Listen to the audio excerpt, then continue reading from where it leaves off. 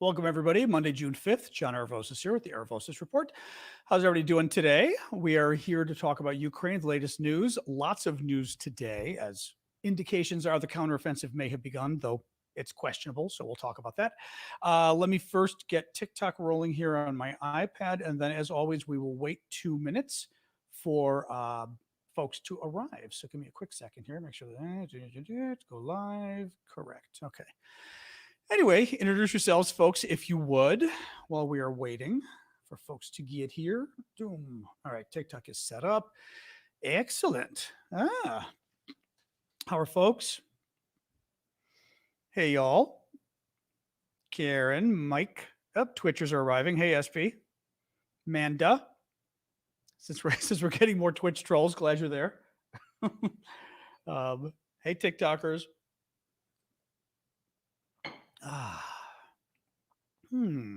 Hey, Catherine, Newfoundland. Samantha in London. Excellent. Oh, boy. Oh. How's folks doing? I missed the F-16 boom.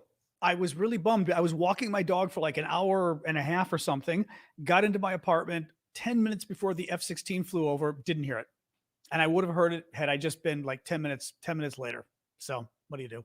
I mean, the dog would have freaked out, so it's probably good it didn't happen when we were in the park, or I would have been like dragged home for 3 blocks. But nonetheless, yeah, didn't hear it. It would have been cool to, sad story, but would have been cool to see them. I'm sure they were south of DC. How's the connection doing, folks? Is TikTok being evil? All right, I'm going to come out and come back in on TikTok. It's being evil. You guys are okay. I know YouTube, et cetera, but TikTok is having a bad day. Actually, TikTok has been having kind of a weird few days. They're having some issues. Let me see here. I will get you the map in a second, Steven. Sorry, we're having technical difficulties with TikTok. So let me just make sure that's working first. But yeah, TikTok's been having problems the last few days. All right, let's see what happens here. You'll get your map, Steven. And your little map too. Oops. While we're seeing, here's the map, Stephen and Roshin, just to make sure. There you go. Guys, seems to be working now, you think, on TikTok? TikTok's been having some issues the last 5 or 6 days or so. A lot of technical problems that a lot of creators have been having. So my guess is that connection thing was probably part of it.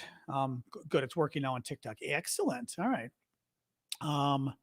Anyway, we're going to wait about a minute or two for the TikTokers to arrive, if you guys don't mind, because it always, just like on YouTube and elsewhere, thank you for the gift there, Chief. On YouTube and elsewhere, it sort of announces the gifts. It announces the event. Thank you, Mads. And then takes about 2 or 3 minutes for folks to actually arrive. So we will do that. But yeah, we had a massive sonic boom in DC this weekend. Thank you, Tom, for the heart. Very sad story. Like some guy in his family, or I shouldn't say his family. Sorry, who was that? Sexy. Thanks you, Sexy, for the heart.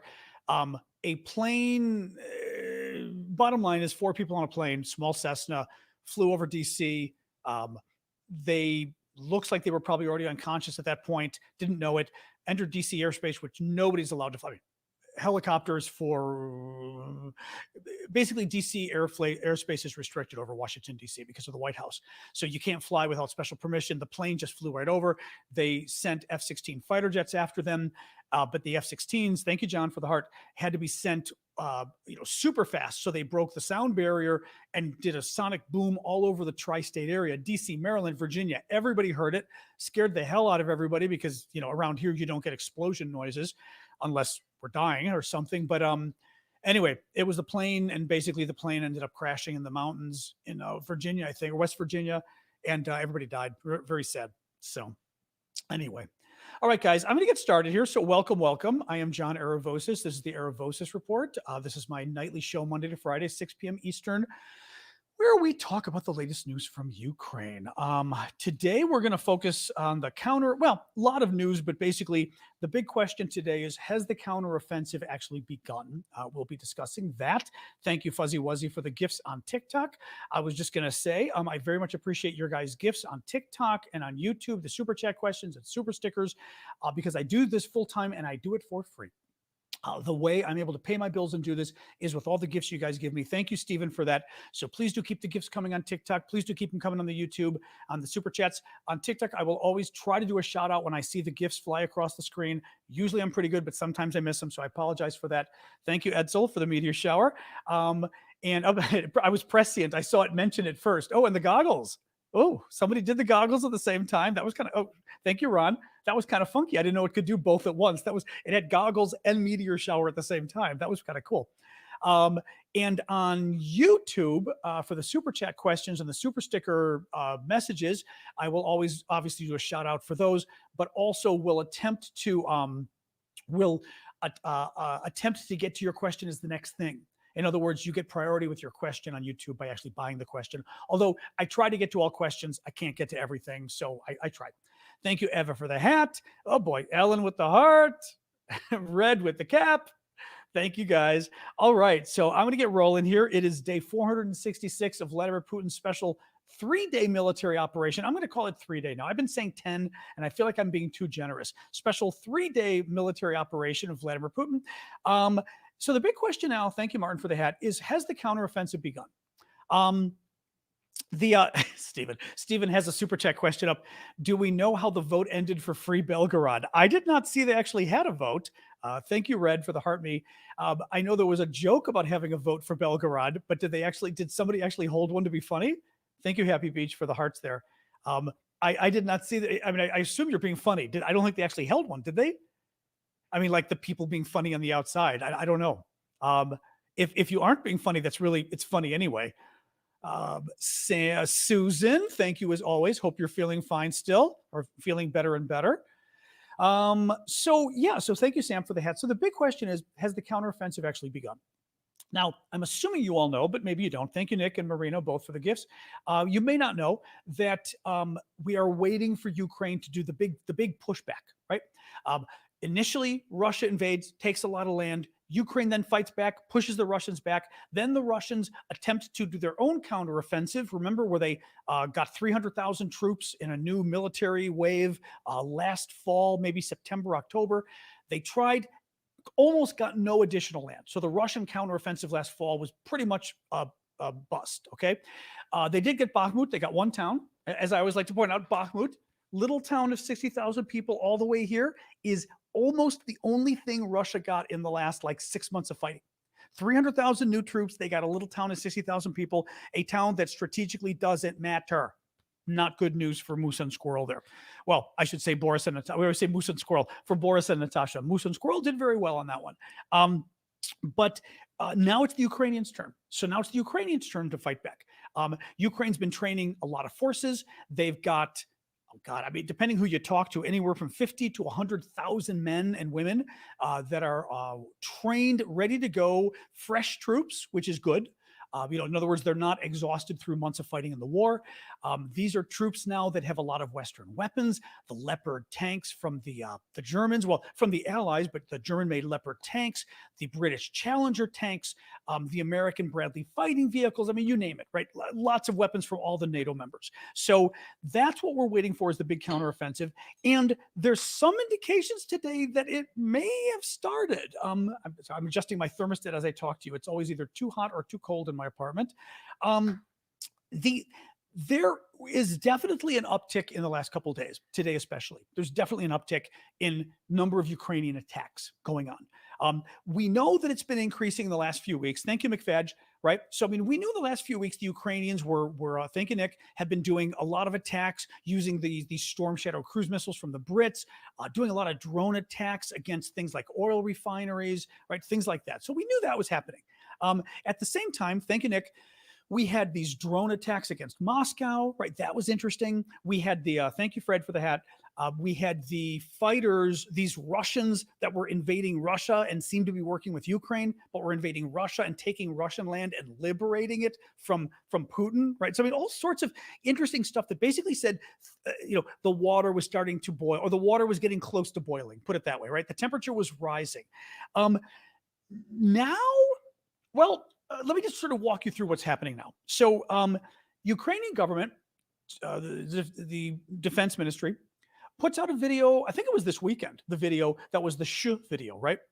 And it was either Friday or this weekend, and it shows soldiers going shh, and it starts to show pictures of the new weapons that they got from the West and everything. And basically, it's a message of where they're saying, the counteroffensive is almost here. So shh, don't share any information you see, so the Russians don't get it. But it's also a message saying it's about to begin, right?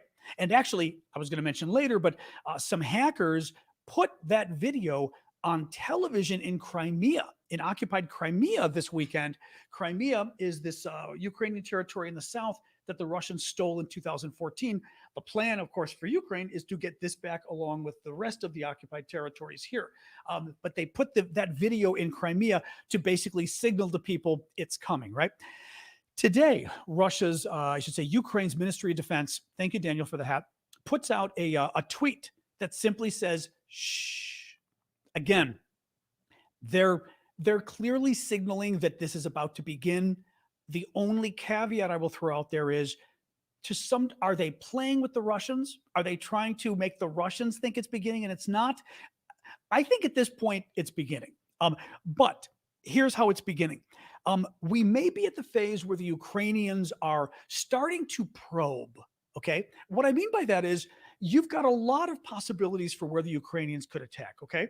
You've got basically all of this occupied by the Russians, right? So the Ukrainians could, potentially attack anywhere along more or less anywhere along these lines where Ukrainian troops meet Russian troops.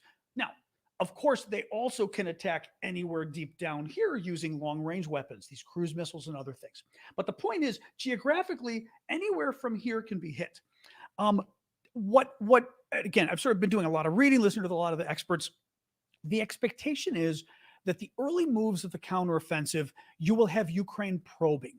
They will basically be attacking the Russian front lines, doing it kind of in small ways and testing to see how well the Russians are doing.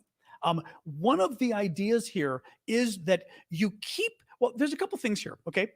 You do these small attacks, first of all, to throw the Russians off their game.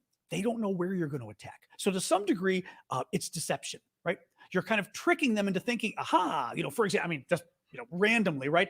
Aha, maybe we'll have an attack right here or right here, just to make the Russians think, oh, is this the big one? And maybe they rush more troops here, right? You just always keep them on guard. It's also boy who cried wolf as well, because once you do the real attack, you kind of want them to sit back and go, wait, is this the real attack, right? So it's just keep them off their game. The second thing is, the Ukrainians will do these small attacks in order to test the Russian defenses and see just how well the Russians are holding up. There is always a chance that if the Ukrainians find that one of these areas they attack and the Russian forces just crumble, they may make that one of their big areas of attack. In other words, they could keep attacking. If they hit an area, normally right at the beginning, they may hit a few areas just to tease, just to deceive the Russians, right? Oh, we're pretending we're attacking here, but we're not. Thank you, Gary. But if they hit an area and the Russian defenses crumble and the Russian troops start to run like they did in Kharkiv last fall, the Ukrainians may then decide, hey, this is a particularly weak spot of the Russian defense. Let's go here. So that's one of the things we'll look for in these first few days, is to what degree will the Ukrainians basically find a target of opportunity that maybe they weren't expecting the Russians were going to be weak in this area and they'd go in. There's also a number of the areas being talked about today. Again, I'm giving you, thank you, Daniel, for that. I'm giving you guys stuff that's public anyway. So the information I'm telling you isn't anything I've gleaned in private from any Ukrainians. So let's put it this way. If any of this is information the Ukrainians didn't want out there, it's already out there. So I'm not harming anything, just so you would know. The Ukrainian forces are, this was very funny. The Ukrainian forces reportedly today are successfully advancing around Wait for it, Bakhmut. Remember Bakhmut, our favorite little town of 60,000 Ukrainians right here in eastern Ukraine, the town that the Russians had been trying for 11 months to take this town. It is a strategically, from a Western perspective, the Ukrainians disagree, but from a Western perspective, this town isn't worth it. I mean, of course, I'm sure they're very nice people, right? Nobody wants their town to get run over by Russians. But the fact that the Russians spent 11 months, 100,000 casualties, 20 to 30,000 dead, 60,000 injured, going after this little town when this little town does nothing for them. It doesn't set them up to attack anywhere else. It doesn't help them. They did it for pride. They did it so they had bragging rights. And by the way, those bragging rights, where are they now, right? Remember 2 weeks ago, they got Bakhmut. They said, oh, look, we got Bakhmut. No one's talking about it now because it wasn't a big deal. So anyway, but it gets better. 2 weeks after the Russians said, oh, 11 months, 100,000 casualties, but we've got Bakhmut, the Ukrainians are now starting to win around Bakhmut. The Russians still control most of it, but in the north, and I think it's the south as well of the city, there's now, north and south of the city, there's Ukrainian movement, and the Ukrainians are actually doing pretty well. They're getting some land back. I was reading today, the Ukrainians got like a kilometer or a kilometer and a half of land, which might be a mile back. But it took the Russians like a month and a half to get that land, and the Ukrainians got it back in a day. So remember, I was telling you guys, General Hertling, who I really like, who's a U.S. general, retired, very smart guy. And he was saying about a week ago about Bakhmut, he said, just wait a week, just wait. Basically, his prediction was around now, the Ukrainians were going to fight back and take back Bakhmut. So anyway, lots going on Bakhmut. There's also reported probing. Remember, that's the Ukrainians basically testing the Russian front lines to see where the Russians might be weak. In Velika Novosilka. And again, I never know where the stress goes in Ukraine. In Greek, we put it so we know, but I don't know it in Ukraine, so I apologize, which is between Donetsk and Zaporizhia. So more or less, that's around, it's almost by the A in Zaporizhia. It's around here-ish, okay? And remember, these are the front lines, right? The front line more or less goes all like this. So the Ukrainians are probing around here. They're also reportedly probing, where was this? Fighting near Novodonetsk, northwest of Donetsk. So here's Donetsk, northwest a little bit. I don't know exactly where it is, but it's north. I think it was around here, northwest of Donetsk. The Ukrainians are fighting as well. That one, hang on. Oops, sorry, dropping things. Oops, sunglasses. Okay, the dog won't eat my sunglasses, I don't think. Sky News says a Western official with knowledge of the situation told The Economist that Ukrainian forces had advanced in Novodonetsk, the one I just showed you, by up to 5 or 6 kilometers. The newspaper also reported that U.S. and European military officials advising Ukraine say that Russia's defensive lines could be more fragile than thought. That's interesting. That's what I was telling you. This whole issue of wondering when is it that, not when is it, but what the Ukrainians are going to find, and what, at least initially, it sounds like the Ukrainians are finding that the Russian lines might be crumbling, which is great. Let's see, right? Nobody's going to count their chickens until they hatch here, but at least a good first sort of attempt. Now let's talk about those Russians attacking Russia. Okay, so sip of water. I always love this topic. And please do keep the gifts coming on TikTok and YouTube. I will get rid of Susan's here. Thank you again, Susan, for that. So a couple of weeks ago, right? It started where these Russians that clearly are working with the Ukrainians started attacking Russia. Thank you, Tom, for that. And thank you, Jedamam. They invaded Russia. They bombed. The Ukrainians were also bombing as well. And it wasn't really clear whether this was going to be like a one-time thing or an ongoing thing. Then it's kind of became an ongoing thing. This weekend, they had invaded again, and it kept going and going and going. All weekend. There's video that these guys, and again, these are Russians. Thank you, Ali, for that. These are Russians invading Russia. Thank you, Happy Beach family. Some of them are very bad people. I mean, I will say, thank you, Tom. Some of these guys are literal Nazis. I mean, they're bad. Some of them are not. So I mean, it's not like all of them, but what do you do? If I'm fighting a genocidal maniac, whoever wants to help, I would I would absolutely go, you know what? Here you go, and push him into Russia and say, the crazier the better. Let the Russians deal with him, right? And that it pretty much is the idea. So the this weekend, thank you, Mikola. These guys kept fighting and fighting, and I mean, it's kind of funny. Thank you, Nico. The local governor in Belgorod. So the region we're talking about is Belgorod, which is more. I mean, I'm not circling the entire region, but more or less it's up here. Kharkiv, Ukraine's second largest city, right by the border. Right across the border is the town of Belgorod, and then the region surrounding it. The the Ukrainian-backed Russian rebels not kidnapped, were able to capture several Russian prisoners of war and did a video announcing they wanted a prisoner exchange. Thank you, Tom C. and Louis. I'm trying to think some of the other stuff that they said and did. Oh, right. Prigozhin, this was great. Prigozhin got so pissed because it just kept going. Like this time, it wasn't like they got pushed back into Ukraine. They actually grabbed a couple towns and sat on them. As of today, they're still controlling at least one town, at least. Prigozhin, the billionaire that runs the Wagner Group, which is the mercenary group, got so pissed off this weekend, but basically pissed off at the Russian Ministry of Defense, saying, "You're not doing your job." Like, what do you mean? These guys, this small band of people invaded, and now they're taking control of our towns, and you haven't pushed them back yet, right? So Prigozhin went public and threatened that he's going to take his men. Thank you, Tom. He's going to take his men and invade Belgorod to basically push back these Ukrainian-backed Russian troops, even without Putin's permission.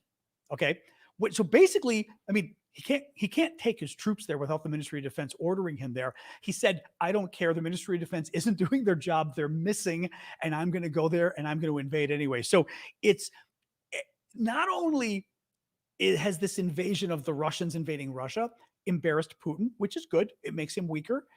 Not only has it forced Russians to move troops and to move equipment to that region, because as I always like to point out to you guys, if the Russians have to, and they have to. I mean, they have to. They've literally lost land. Thank you, Martha. If the Russians have to move troops and equipment to fight up here, those troops are not fighting down here in the counteroffensive because now they're all the way up here. So it helps in that regard. And finally, as I just mentioned with Prigozhin, the fact that it's pushing internal fractures, right? The fact that it is cleaving things even more dangerously internally for Russia, that it's making Prigozhin even more pissed off, right? And attacking the Ministry of Defense. And then the Ministry of Defense looks weak, and the Russian public are listening to this entire thing. Just adds to then the public getting worried and saying, is this war going badly? It adds to Russian troops hearing it and thinking the war is going badly. Thank you, Inspired Woman. It's a nice domino effect that helps the Ukrainians in the counteroffensive. Was I going to say here? Right, I've got the POWs. Oh God!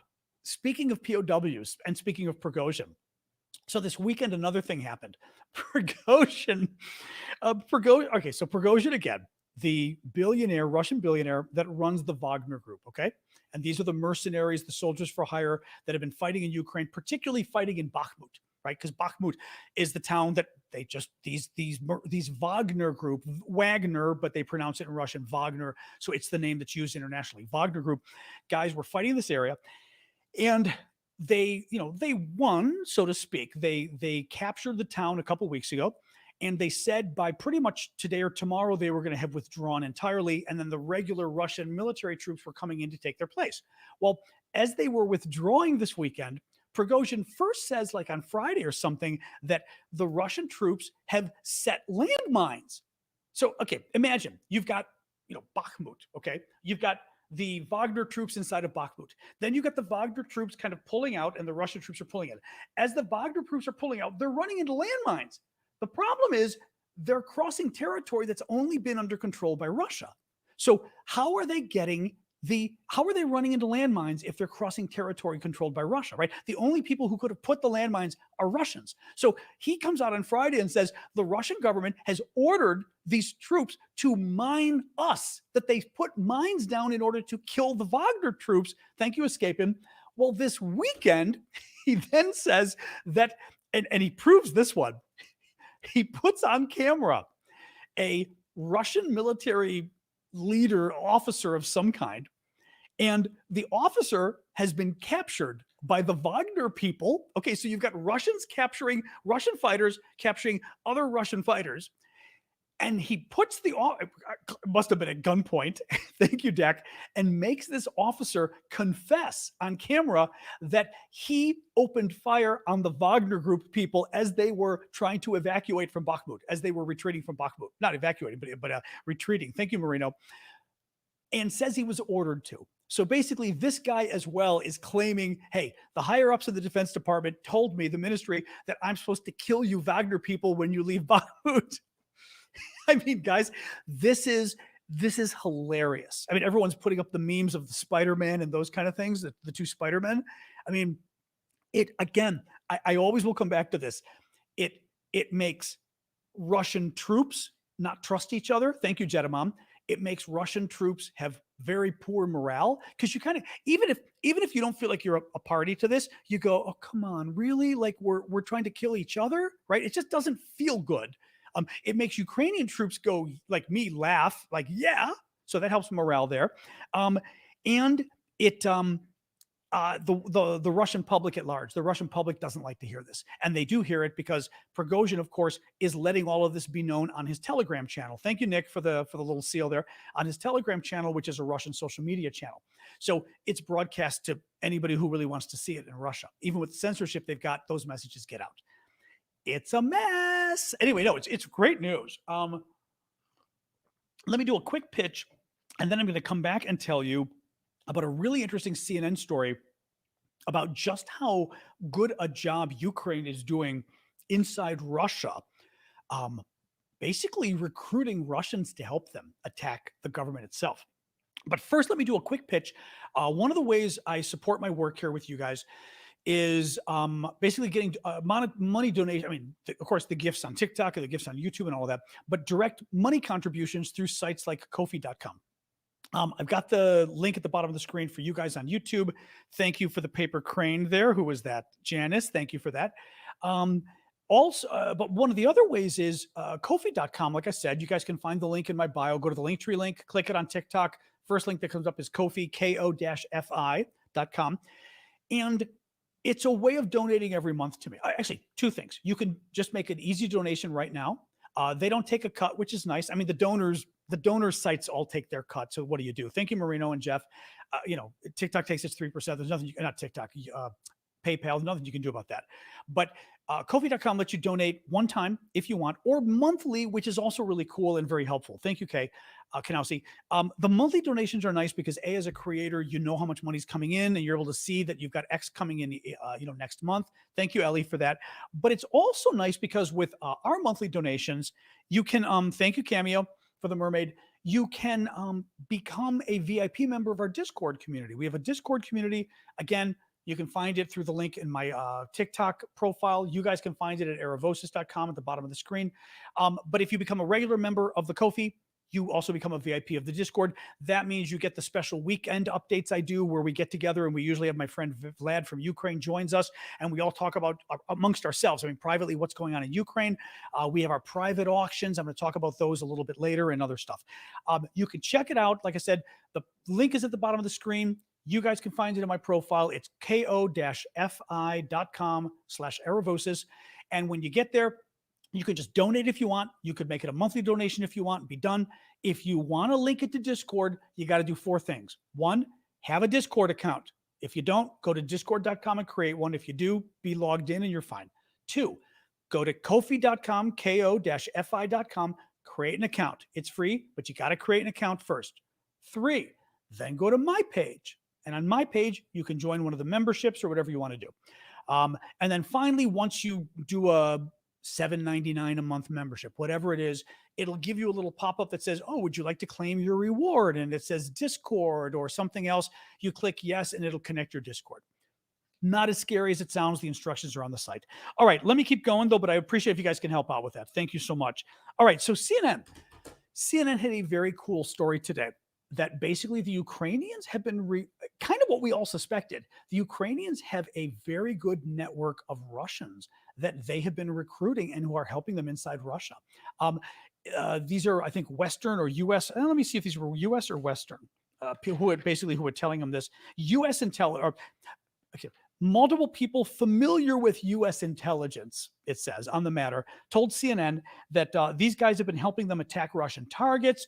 The Ukrainians have been providing them drones. That the earlier Moscow attack, they believe, was these guys with drones given by the Ukrainians. When we say the earlier one, remember the one at the beginning of May that was those 2 drones that flew over Red Square and one crashed on the dome and the other blew up in the sky? That one they now think was this Russian underground helping Ukraine in Russia, and that Ukraine provided them the supplies. There's no information on whether these same people did the multiple drone attack that happened last week against Moscow. Remember, it went over Putin's neighborhood and all those other places with anywhere from 8 drones to 30 to almost 36 drones, depending who you hear from. It certainly sounds like those guys did it. It also sounds like these guys were involved in the assassinations that happened against Daria Drugina, who's the far-right fascist that was killed a few months ago in a car bomb. Thank you, Lori, for the lights there. Against the military blogger, the fascist military blogger that got blown up in Prigozhin's cafe a couple months ago, and then also against the guy that there was a recent assassination attempt that he lived but was injured. Really, I mean, just a really interesting article. What was interesting about the article, and I think this was it was this article or another one I read today, was talking to Western officials, and it said like Western and NATO and American officials said publicly, "Oh, this is very difficult. You know, we don't like Ukraine doing this because it's always the danger of escalation, blah, blah, blah." The article then says, privately NATO officials tell us, US and European officials, that they love that Ukraine is doing this. It's brilliant. It not only throws the Russians off their game, like it confuses them as the counteroffensive is about to start, but it forces Russians to focus on what's going on in Russia and not focus on what's going on in Ukraine, right? In other words, the Russians, as I've said before, should be looking at those front lines of where Ukraine is probably going to hit inside Ukraine to take their land back. That's what Russia should be focusing on, not having to worry about whether there's going to be another attack in Moscow, because now they've got to spend resources and manpower and time defending Moscow when they should be focusing on Kherson and Zaporizhia and Crimea, right? So I thought that was very funny, though, that it said the Western officials privately said they love it. Publicly, they've got to pretend they don't love it. Quick story. A group of Ukrainian pilots have already been sent to the United Kingdom for basic pilot training. As you know, the Brits do not have American F-16s. This is part of the larger program to train the Ukrainians on F-16s, so to speak. But because the Brits don't have F-16s, this is to train them. It said basic training. Now, I don't know whether that means that these pilots have flown military aircraft or not. I mean, how much experience they have. Thank you, Tom, for that gift on TikTok. But they are going to give them basic training that they can apply elsewhere, was the idea. So it looks like it's at least a precursor that when they do the official F-16 training, hopefully it's going to shorten the training they do later, because they're having a little bit now, which is great. Hi, Syndicate. Thanks for joining us. Lovely seeing you. I see everybody saying Syndicate over on YouTube. This was interesting.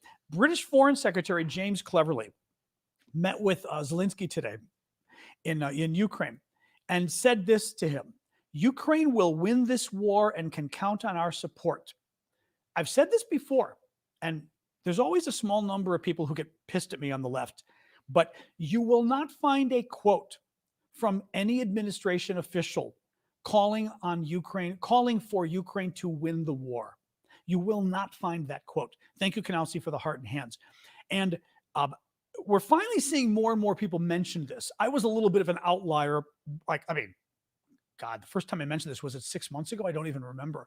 But basically saying that the Biden administration has never wanted to call for Ukraine's victory. They wanted to call for Ukraine not to lose.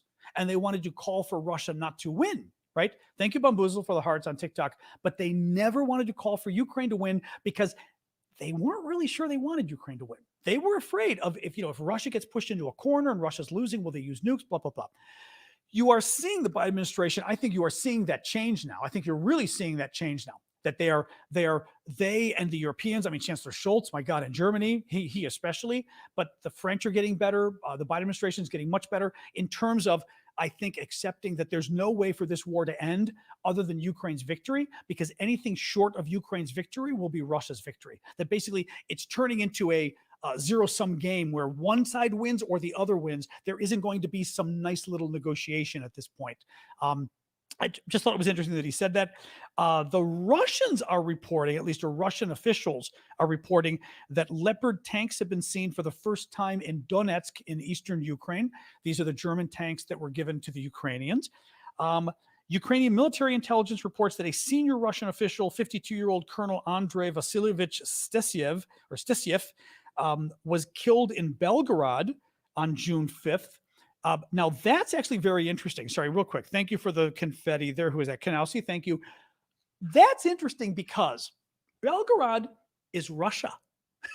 Belgorod's the province up here that Ukraine has certainly been bombing. I mean, they've been hitting it with artillery and other stuff, but it's where these Russian irregulars, these Russian insurgents have been going and fighting at the, or with the help of Ukraine. Now, I don't know. I don't know if anybody knows if any of the stories have made clear. Did this, because this is considered a pretty high kill of for the Ukrainians. This is considered a pretty high level Russian official. It was all over the news today. If he got killed by these Russian irregulars, that would be very interesting.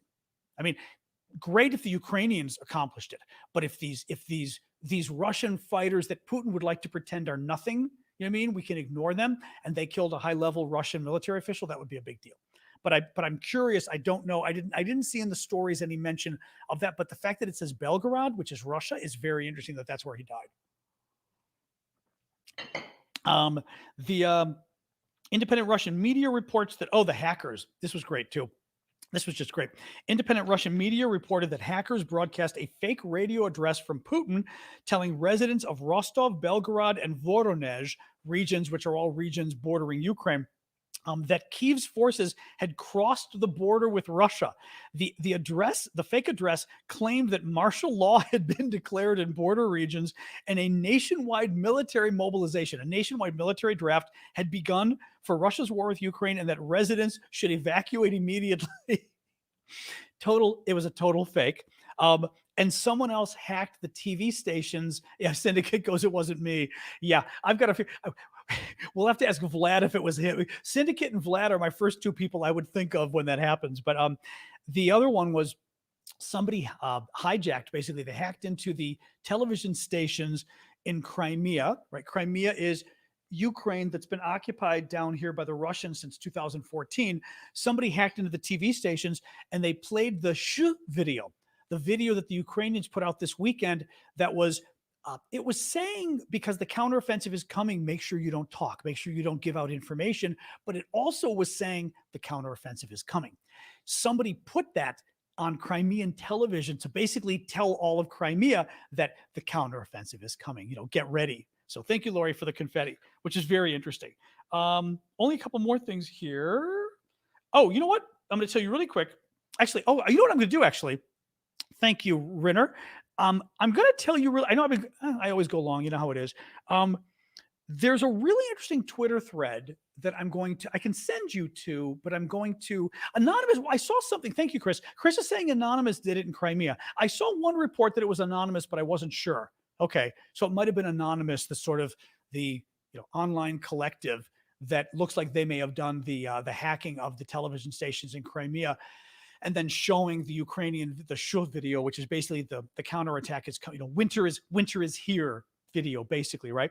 I'm going to tell you about interesting Twitter thread, which is a series of notes on Twitter that end up being their own little essay that were very interesting because they were talking about how Ukrainians will go and get across these defensive lines the Russians have set up. I'll tell you about that real quick. I wanted to show you really quick a couple of the auction items we've got from our auction over on Discord. We have a really nice Discord community, discord.aravosis.com. You guys can find the link at the bottom of your screen at aravosis.com. You guys, you can go to aravosis.com or you can click my profile and TikTok. There's a Linktree link there. Click it. Maybe the second link, I think, is my Discord. and it's a kind of a cool chat community, but we're there talking all day. I check in all day long and all night. I mean, unless it's bedtime in America, but I'm checking in all day long. We usually have a very vibrant discussion about Ukraine, but lots of other topics as well.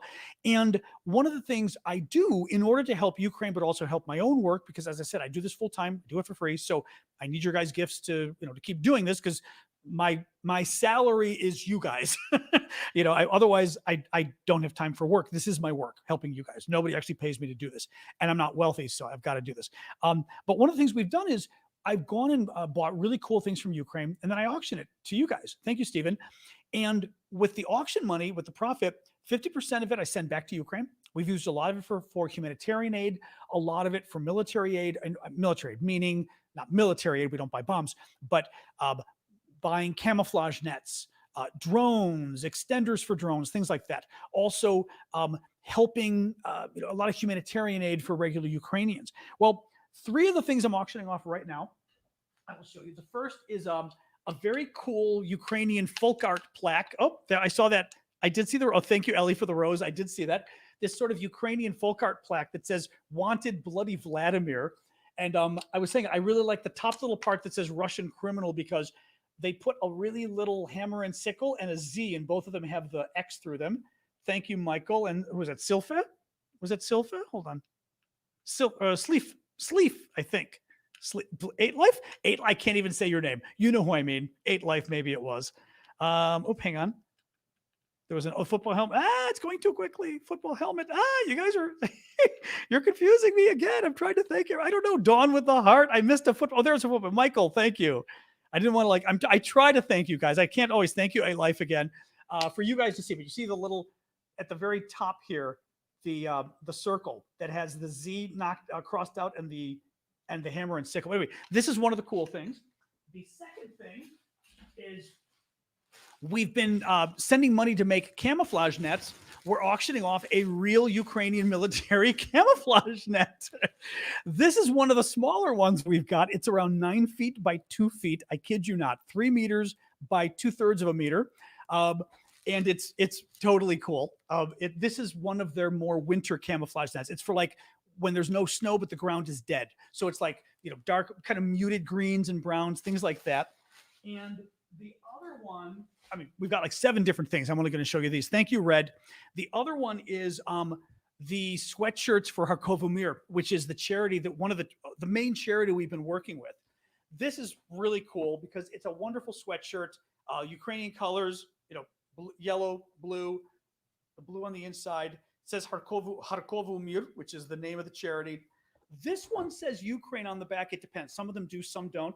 But it's 100% cotton, and I mean, just like, it's the most comfortable, wonderful thing you've ever felt. In any case, we're auctioning these off as well. We've only got a few of these left. I've got like 4 sizes, I think medium, large, extra large, and XXL, true American sizes as far as that goes. But in any case, we've got a lot of other cool stuff too. But the idea is you support my work and you give us money. 50% goes back to Ukraine. Thank you. Oh, Ukraine. Who is that? Ukraine Alex. Thank you, Ukraine Alex in Canada. Good to see you. Thank you. And someone's here. Oh, Julio Calypso. You're in Kharkiv. Oh, wow. Kharkiv's getting bombed tonight by the Russians, unfortunately.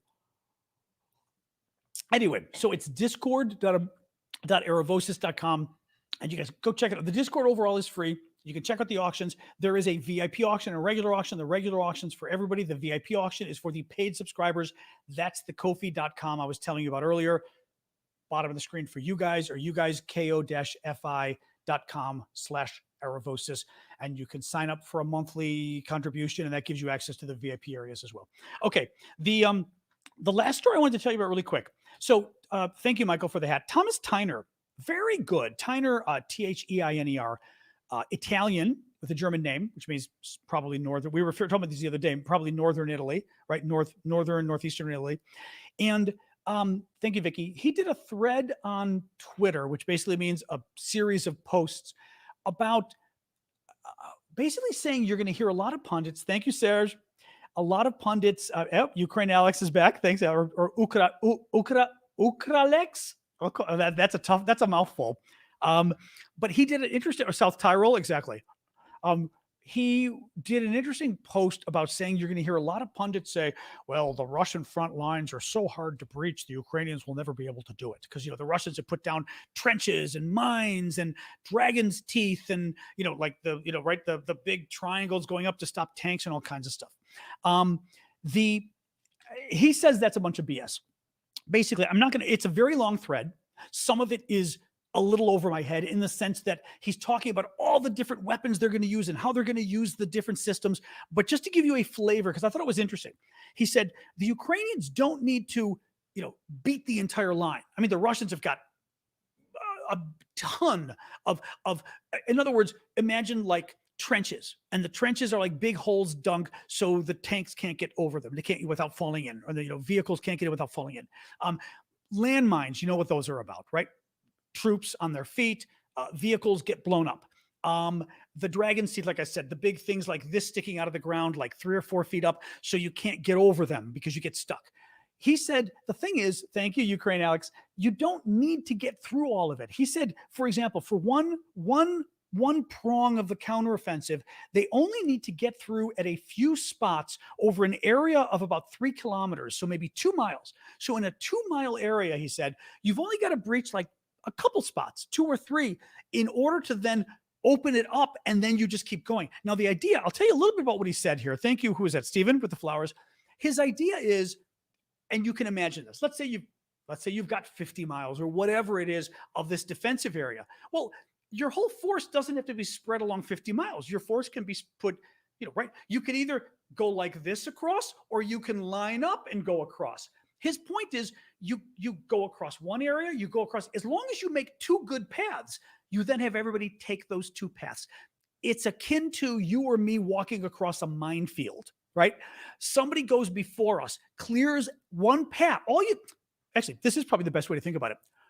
In order for 1,000 people to cross a minefield, we don't need to clear the entire minefield. We only have to clear the minefield so one person can pass. Because if one person can pass, then everybody can pass in single file. Well, it's much easier to pass that single road through a minefield than thinking, oh my God, we got 1,000 people. I guess we've got to have 1,000 wide. So some examples he gave. He said, for example, the weapon systems, we've got Patriot weapon systems to stop Russian aircraft. And he showed how in southern Ukraine, for example, more or less, but in southern Ukraine, if you were to move the 2 Patriot systems that we know the US has, okay, the 2 Patriot missile systems, you could put like one here and one here, and that's enough to cover this entire area. Well, what does that mean?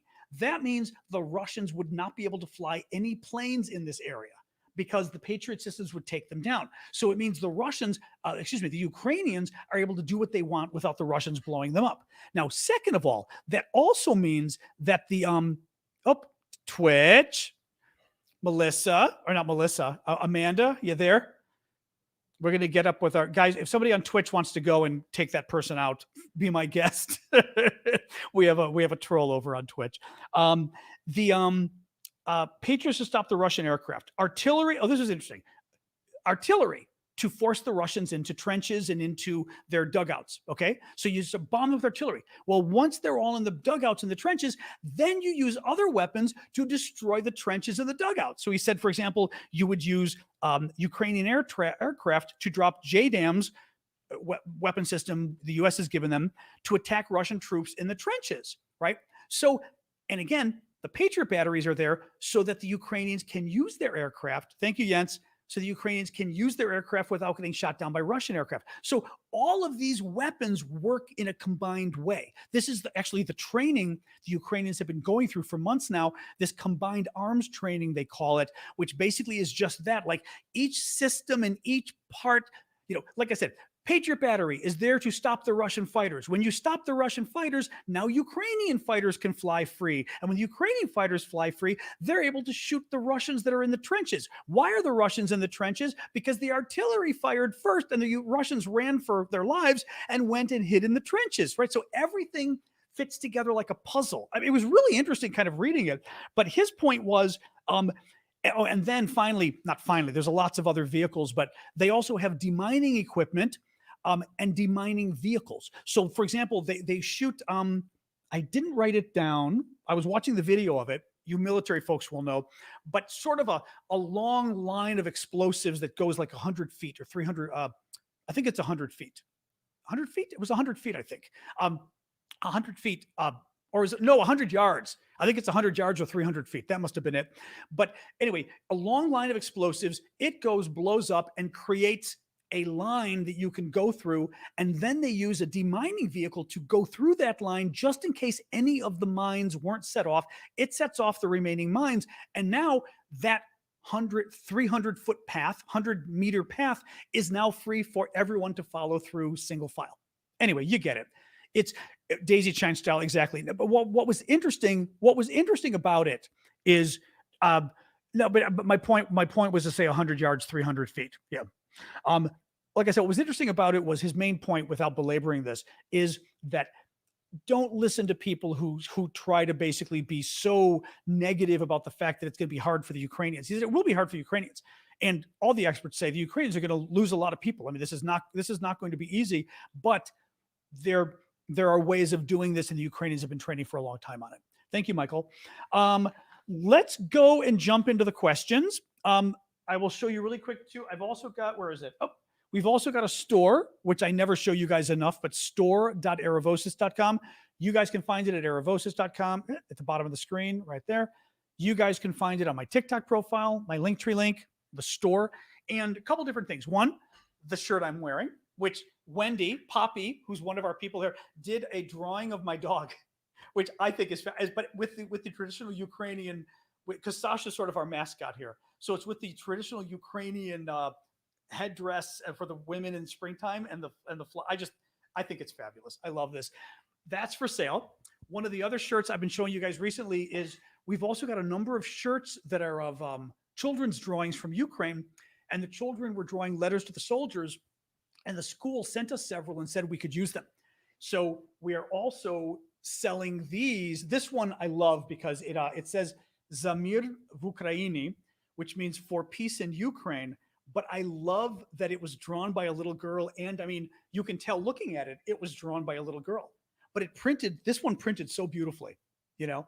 So a lot of that cool stuff too. I know I wore the Sasha shirt today. It was very funny. I was walking Sasha and wearing my Sasha shirt to walk Sasha. Anyway, all right, guys. Oh, good. You did order a shirt yesterday. Excellent, Crisp Chicken. Thank you for doing that. All right, guys, let's do our questions. So questions on TikTok, you can submit them via the Q&A link in my profile. You guys can submit questions on the bottom of the screen. Let's go. Let's go. I know we're getting a lot of trolls today. Well, you know, I sort of change the names on TikTok occasionally. And today I was talking about the counteroffensive, Ukraine striking back. And let's face it, so far, Russia's having a bad day, it looks like, which is good. So I'm sure they've got their trolls out, you know. Let me look here. There are only 3 of you on TikTok today? Uh-oh, ruh-roh. If you need help, let me know. We could always have somebody from YouTube if you need, or one of the other services if you need them. All right, let me get my glasses here. All right. Questions on TikTok.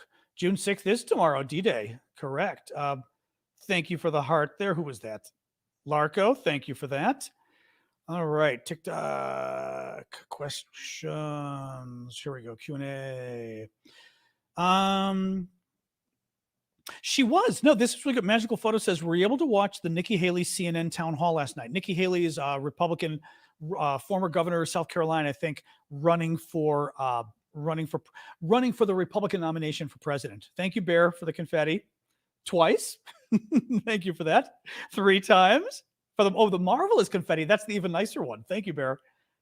That's very nice of you. 5. 6. All right. You're on a roll. Dude, you're on a roll here. Or babe. I shouldn't say, but you could always be a woman. 9, I think. 10. Dude. Okay, now you're just going to make me feel bad. Thank you for that. Bear did like a crazy number of gifts in a row on TikTok. That was very sweet of you. Thank you. So Nikki Haley gets interviewed on CNN last night and was really good about Ukraine. I mean, very good about Ukraine. Now, I will say this. I was not surprised because she's been great about Ukraine anyway. She is one of the Republicans who's again great, gets it, understands the need, the need to support Ukraine, why it matters in a greater sense, why it matters to America, why it matters to America.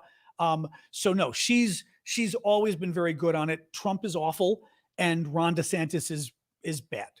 Ron DeSantis vacillated a few times, but lately he's been back to bad. I mean, vacillated literally from awful to meh to awful.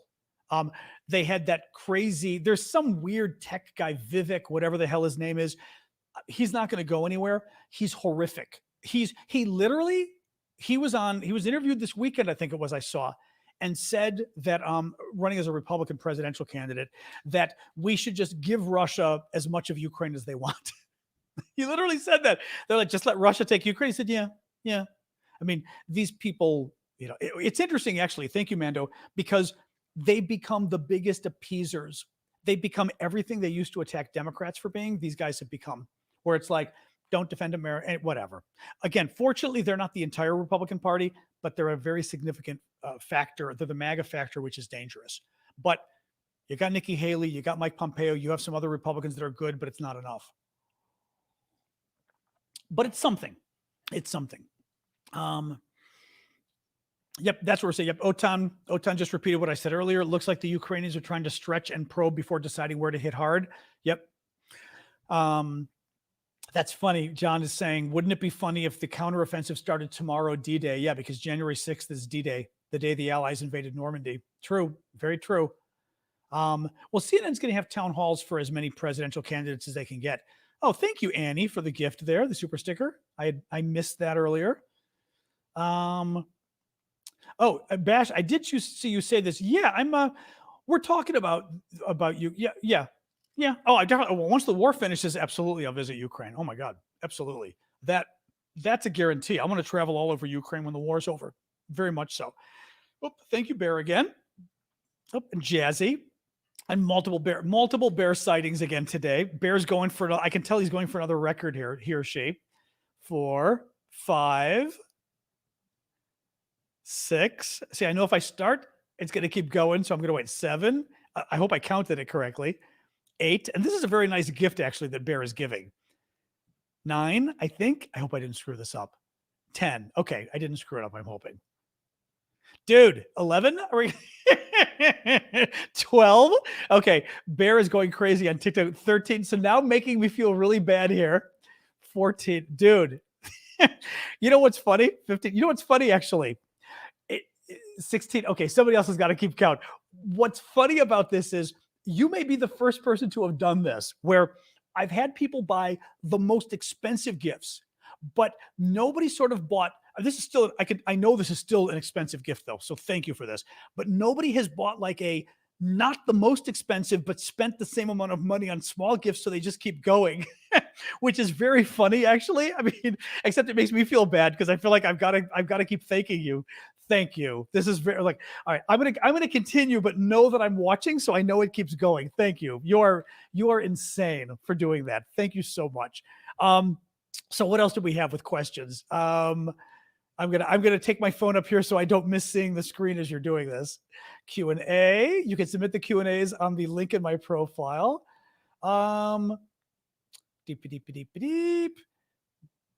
High-ranking Russia. I didn't see anything about that. Oh, that was just about. No, actually, we already. I already sort of went through it. Thanks again, Barrett. That was crazy. Had to make this. No, I kind of went through. I mean, now we're doing the Q&A. At the end, I'll do a quick recap of the news as we know it. But basically, the Ukrainians, just to give a quick summary, but I'll do summary at the end too. The Ukrainians clearly, thank you, Minnie. The Ukrainians clearly are probing and testing the Russians. They've attacked in a number of places. They're attacked 34. It was that many? Oh, that's funny. I mean, I stopped counting because I was talking, but I figured it was like 20. 33, 34. That's hilarious. Thank you so much for that. But the Ukrainians are basically, they're attacking around Bakhmut. They're at 40. They're attacking around a number of other places, and they're doing it as decoys. They're trying to sort of fake the Russians into not knowing like, is this a fake attack? Is this the real attack? Right? Thank you, DMR. But at the same time, they're testing the Russian defenses because it will give them it may give them a sense. I mean, think about this. There's two things. One, as you test the Russian defense, like you attack here, you attack here, you attack here. If one of these attacks, the Russians just crumble and you go, holy cow, like they just literally, ran for their lives, then you might keep going with that attack. You might keep attacking along that line. So part of it is to fake them out and so they don't know which is the real attack. Part of it is possibly having a real attack in that one area if that area is so much weaker. Okay, that's one possibility. I forgot I was going to say there was another one I was going to say with regards to that, and I'm not remembering now. It's okay. I don't know. I don't know. But in any case, what was it? Shoot. I can't think. In any case, very important, but the Ukrainians are doing it all over the place now in terms of trying to mess with the Russians.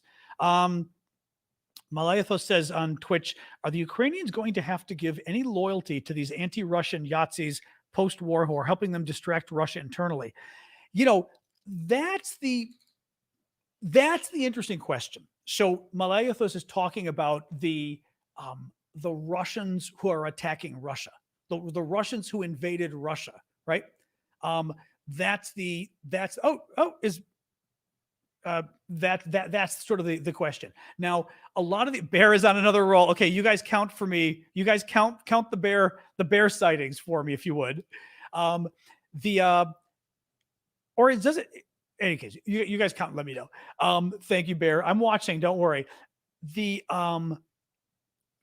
The problem is some of these guys are Nazis. I mean, they are.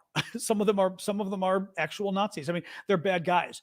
They're sort of riffraff of Russia, but some of them aren't. I mean, they're not all Nazis. There's like two different groups. There's some relatively normal people fighting there as well. And the question then becomes, to what degree is my enemy's enemy my friend, right? To what degree, Bear's gifts are still going, just so you guys know, on TikTok here. To what degree do you draw a line anywhere, right? And I suspect, I would probably do exactly what Ukraine is doing. I would probably do what Ukraine is doing in terms of reaching out to these guys, even the Nazis. But the only reason I hedge isn't for moral or ethical reasons. If you, Russia, Bear's gifts are still going. If you, Russia, are invading my country with the intent to commit genocide, with the intent to wipe my country off the map, with the intent, remember, they had lists of intellectuals, political leaders, musicians, artists, student leaders that they were going to kill. The Russians were going to kidnap and kill. I mean, this is genocide. They're stealing children. Thank you, Malayathos. Thank you, Bear. Malayathos over here. Thank you, Bear, for all of that. That was wonderfully generous of you as well. I really appreciate it tonight. 30. Thank you very much. Sorry, real quick. We were saying with because they're committing a genocide, I have no problem with saying I am going to work with whoever I can to stop the genocide from happening, right? And I'll worry later if they're too crazy. I'll worry later if they're too crazy. My only concern would be, for example, if Ukraine's not working with someone who's going to take over the country. No one thinks these guys are going to take over Moscow, right? They're not taking over the Kremlin. If we were supporting a coup, somebody to literally overthrow the Russian government. Now, that would be very dangerous for a lot of reasons, but let's say we did. And the people who wanted to do it were Nazis. And our choice was, well, the only people who want to throw them over are Nazis. Should we help the Nazis? Then you've got put moral and ethical aside. Then you've got a just cost-benefit analysis of it, which is, am I better off with Putin gone and literally Nazis in power? Probably not, right? But right now, that's not the analysis because nobody thinks the guys invading Belgorod, the Russians invading down there, are going to take over all of Russia. They're not, right? I'm not even convinced they're going to make the Republic of Belgorod,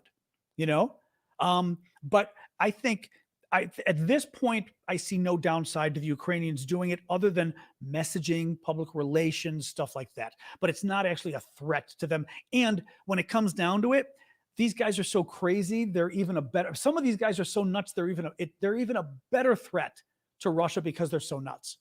Thank you, Al, for that. Now, I will admit, I would rather have people fighting who are, spick and span, lily white, clean as the driven snow kind of people, because it's a better message. But you know what? If you're committing genocide against my country, I'm going to take whatever I can to stop you. So I would have no problem with that. Doop, doop. Let me see here. What else we got here? What else we got, guys?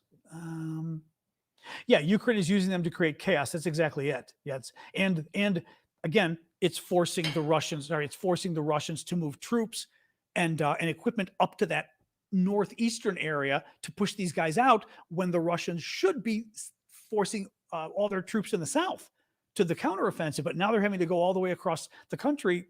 It's a waste of time and money and manpower for the Russians to have to go after these guys, but they don't have a choice.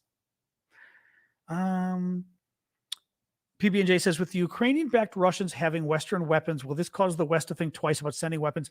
Maybe. It all depends. It all depends. I mean, we just don't know. We don't know what they've got, and we don't know what the Ukrainians gave them, because it is possible these guys got weapons from, from ISIS or one step removed from ISIS, but that kind of stuff too. Thank you, and to Putin, for the hearts there, and Rainbow as well. We just don't know. So, I would say well, okay, let me tell you another possibility. I was going to say it probably would be a good idea not to piss off your donors.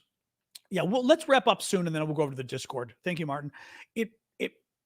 Either Ukraine is risking pissing off its Western donors by potentially giving these guys Western equipment, these Russians invading Russia.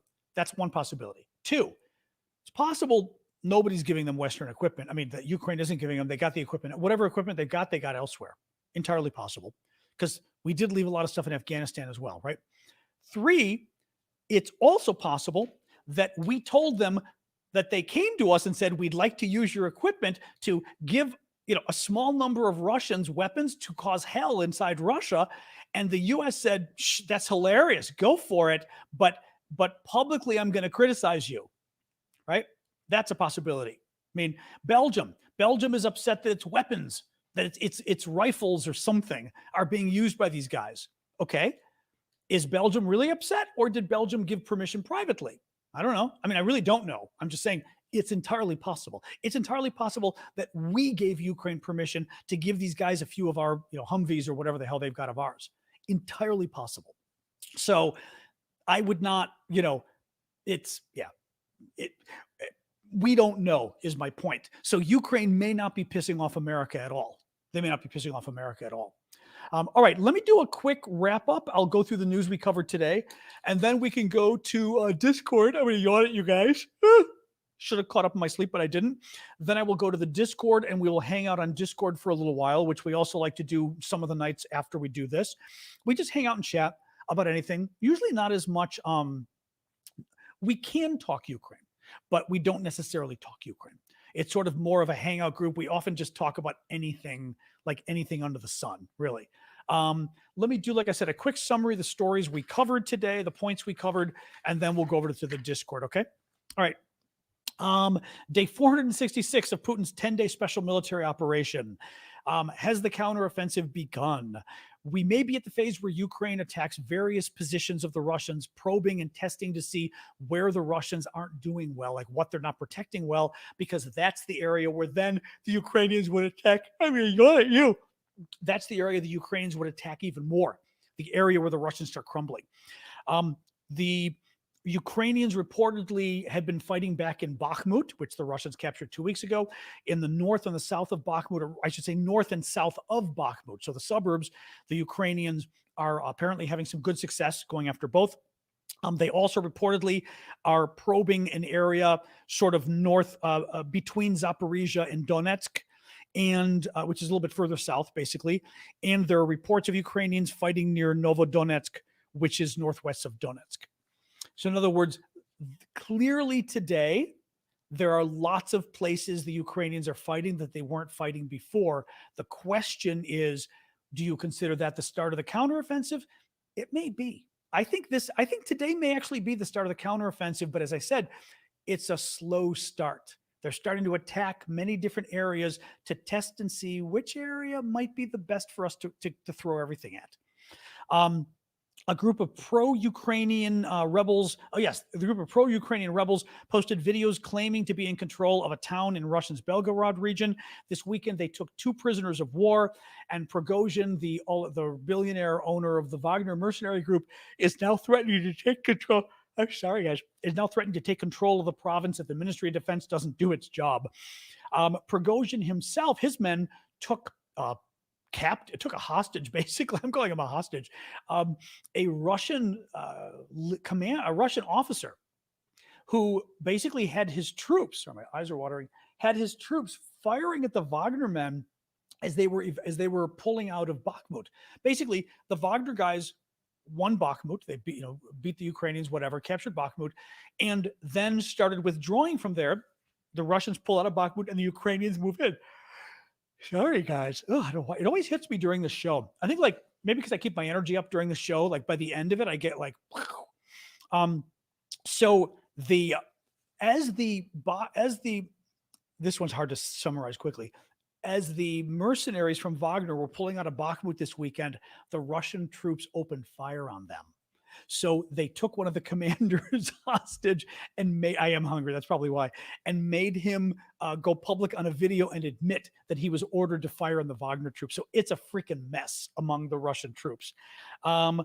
Ukraine had a big report on Russia having an entire intelligence network inside Russia that the Ukrainians have been working with, giving them drones to make attacks and other things. Pretty cool. Thank you, Paula, for the heart gift. A group of Ukrainian pilots has already been sent to the UK to start training on Western fighter jets, not F-16s, because the UK doesn't have that. But I know it's a silent cry for coffee. That's a great line. Yawning is a silent cry for coffee. You're right. It's like, except at 7 o'clock at night, I don't need coffee because I'd be a disaster. Because my problem too is like, I'm tired now. Once 11 o'clock hits, I'll be awake, like 11 in the evening, which is terrible. Like trying to go to bed and I'm like going, so, but I go through this slump around dinner time. But I think, as somebody said, it's because I'm hungry. So all of a sudden I get tired. Leopard tanks have been seen for the first time in eastern Ukraine, at least according to the Russians. Ukrainian military intelligence reports that a senior Russian official, a 52-year-old colonel, was killed in Belgorod. Yes. Oh, today. It was today, actually. Okay. Independent Russian media reports that hackers broadcast a fake radio message addressed from Putin to residents of several border towns near Ukraine, claiming martial law had been introduced, nationwide mobilization, and they should flee their homes. And someone, reportedly anonymous, actually hacked the TV stations in Crimea and broadcast a Ukrainian military video, which was great. I then talked about the defensive lines in a Twitter thread by Thomas Tyner that's very good, talking about how basically, yeah, Russia's got a lot of defensive lines of trenches and dragon's teeth and minefields and this and this and this. But all Ukraine needs to do is cross 2 or 3 places of like a couple mile long line. You only have to cross 2 or 3 places, because once you clear those 2 or 3 places, you now have a line that everybody else can follow you through. In other words, go through, what do we say, single file almost, in a way. You don't have to clear the entire line. You just have to clear a hole through it that everybody can walk through. So the counteroffensive is going to be hard, but it may not be as bad. I've got Annie yawning too. And finally, I didn't mention really quick, the Danish Prime Minister Mette Frederiksen was in Washington today meeting with President Biden. She was reportedly talking to him about F-16s, the U.S. providing F-16s, but also there is talk about her becoming the next NATO Secretary General. So that could be interesting as well. So because Jens Stoltenberg, who's there, had already renewed I think he's been there since 2014, had already renewed his term once, and he is expected to probably resign in the fall. So she would take over. So There you go. All right, guys. Thank you for joining us. Thank you, everybody, especially Bear. Bear on TikTok, who went crazy on the gifts tonight. That was really, really generous of you. Thank you. But also everybody else who did the gifts and the super chats and the super stickers. And just everybody for showing up tonight, and the moderators. Manda, I see Manda's over on TikTok now too. Thank you, Frumple, for the heart. So thank you, guys. I know we did have a lot of Russians today, especially we actually had a Twitch and a YouTube, I think, as well, or somebody. Oh, Facebook, maybe it was Facebook troll too. So anyway, a lot of trolls today, but thank you, guys. Let's go to Discord. We'll go hang out at the Discord for a while. Discord.aravosis.com. Thank you, Red Watts, for the hat there. And we'll just chat a little more there. All right. And like I said, come join us. I mean, you should find it once you get to the Discord, left-hand column, top. Top? I think it's in the top, isn't it? John's after party. We moved things around. I think it's in the top now. Pretty sure. I'm going to look as I'm talking to you guys. Hold on a sec. Yes. No one. Well, when I go on the Discord, it is more comfortable because I turn off the camera and I have the microphone. Then it's just like it even feels like I'm hanging out. It feels totally different. All right, I'm launching the Discord just so I can tell you guys exactly. Deep, deep, deep. I know it is. Yeah, it's the top. People are already there. It says John's After Party at the top of the Discord. Okay, so discord.aravosis.com. Join us now. Otherwise, thank you for coming, guys. I'll be back tomorrow at 6 p.m. Eastern, every day, Monday to Friday, 6 p.m. Eastern time. That's New York City time, but I am in Washington, D.C., but it's the same time zone. All right, guys. Have a good night. Thank you all. Sasha's good. She's sleeping under the table. We took a nice walk in the sun today. Very long walk. 2 long walks yesterday, actually. So thanks, guys. Boom.